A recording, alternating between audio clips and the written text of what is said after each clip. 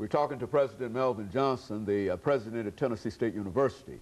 Of course, Dr. Johnson, we promised before we had our second commercial break that we'd give you an opportunity to talk about Tennessee State University and some of the other impressions that you've had in reference to Tennessee State and how Tennessee State might reach out under your administration.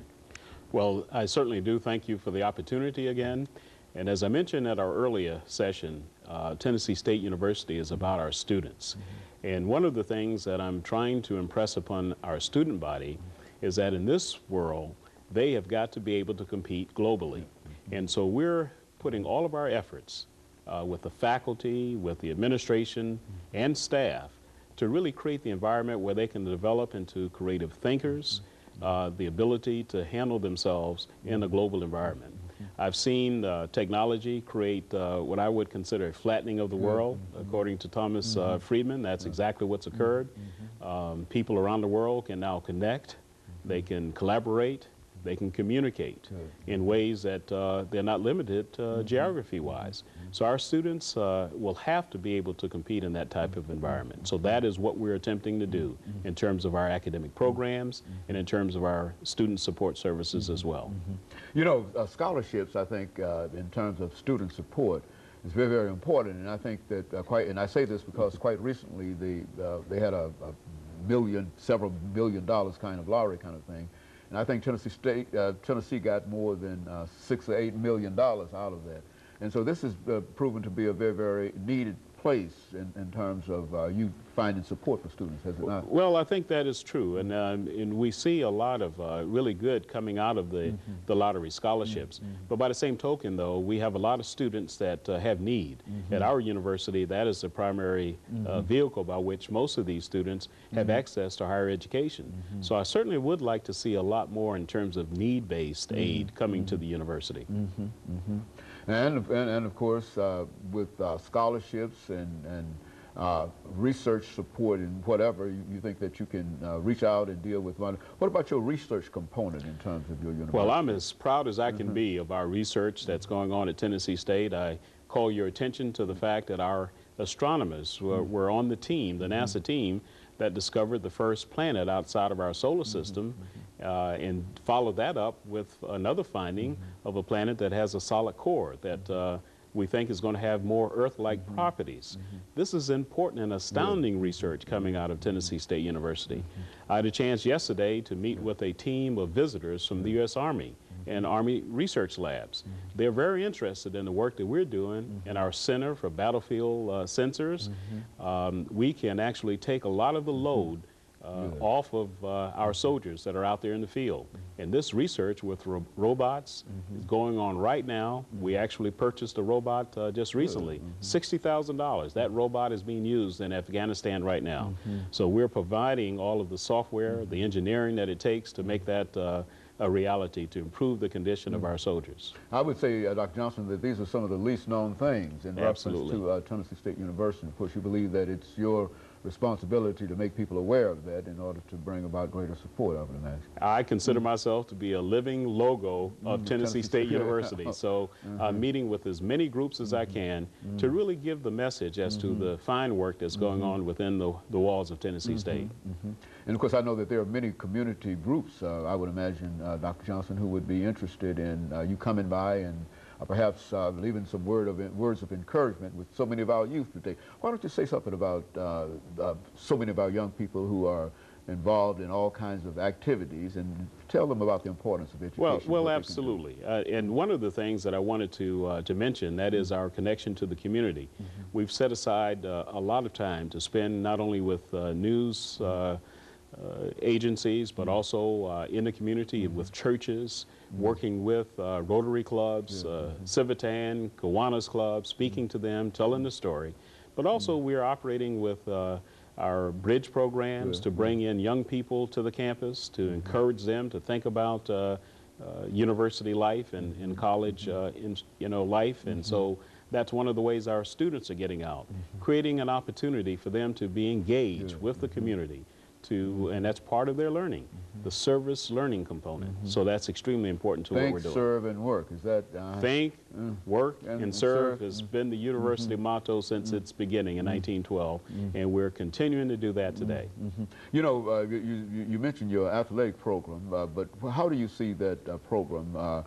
Certainly not now, but within the next, under your administration. I mean, we get asked that a lot because, of course, our football team has struggled somewhat this year, but we have a new coach. We have a new system that's coming in. And I think it's going to take time, as any university finds, in order to build the program to the level that every one of us can be extremely proud of. I know that team. I'm with them all the time. They have a lot of character, a lot of structure, and you're going to see great things coming. If you look at our volleyball team, they are playing at the top of their game right at this point. And you look at our athletes that are competing in track and field. I think there are a lot of really good things going on at the university. So I'm very, very encouraged with what we're going to do in athletics. Very good. And of course, Dr. Johnson, we have about four and a half or 5 minutes, and this will give you an opportunity to perhaps talk about some of the things that you wanted to make sure that you talked about before you got here. And so we want to give you that opportunity for the next 4 minutes, 3.5 or 4 minutes, to talk about whatever. Okay, well, thank you very much. I'd just sort of like to reiterate that our vision for the university is an expanded one. It's one of which we can take our students and prepare them for global competition, because that's what I see that they're going to have to be able to do in the future, to make sure that they are embedded with the kinds of technology skills, with the creative decision-making skills that they're going to need to be successful. By the same token, we want to build upon the richness of our faculty, to give them the kind of resource environment that would allow them to continue to have the research discoveries that will actually contribute to the betterment of mankind. And so that's one of the other things that we really want to do. But also we want to make sure that every one of our faculty, staff, and students become external recruiters for Tennessee State University. I've made that a #1 priority for every single person there, to understand how they're part of the educational enterprise that we're trying to create. And by the same token, we want to encourage our alums to become more involved in the university, not just at football day, but throughout the entire spectrum of what we're trying to accomplish. So those are the kinds of things that we're trying to do at Tennessee State today. You know, Dr. Johnson, I'm so accustomed to putting at the 21st century behind many of the shows that we do here today. And so what I'd like to do during this last couple of minutes is to raise a question with you in reference to Tennessee State University at the 21st century. Where do you think that we stand at Tennessee State University at the beginning of this, now at the 21st century? Well, I think the university is poised for greatness. As I mentioned to you, I think it's going to find its rightful place as an economic development engine for Middle Tennessee. I think you'll see it elevate its position of universities in this country. And I think the kinds of alumni that have graduated from Tennessee State University attest to the leadership that they have taken in their noted professions.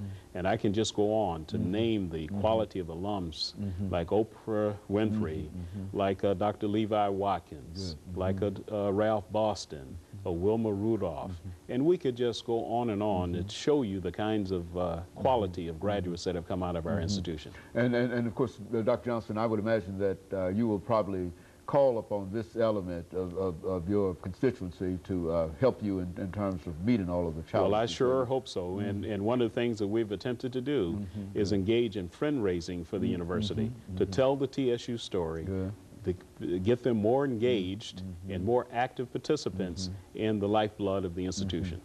And so things look pretty good for Tennessee State University, would you say that? I'm as optimistic as the first day I got there, and I know that we're going to continue to enhance the image of the university and enhance what we're accomplishing for the region and for our nation. And of course, Dr. Johnson, over this last minute, let me simply thank you for coming by and giving us that information in reference to Tennessee State University and some of your visions, because we've had an opportunity over the last 20 years, I think, to talk to basically every president at Tennessee State University. And of course, we are appreciative of you for allowing us to carry on that tradition. And of course, we'll try to do everything that we can in order to support you in your efforts, because I think that your efforts are the kind that everybody can really buy into, because you're concerned about students and administration and faculty. Well, thank you very much for the opportunity, and I'm happy to be part of that long reign of Tennessee State presidents that have actually come in and chatted with you. Well, I Dr. certainly Haney, appreciate thank you that. so much. Thank you. And of course, let me encourage our audience to tune in again next week for another informative edition of Comments. Thank you and good morning.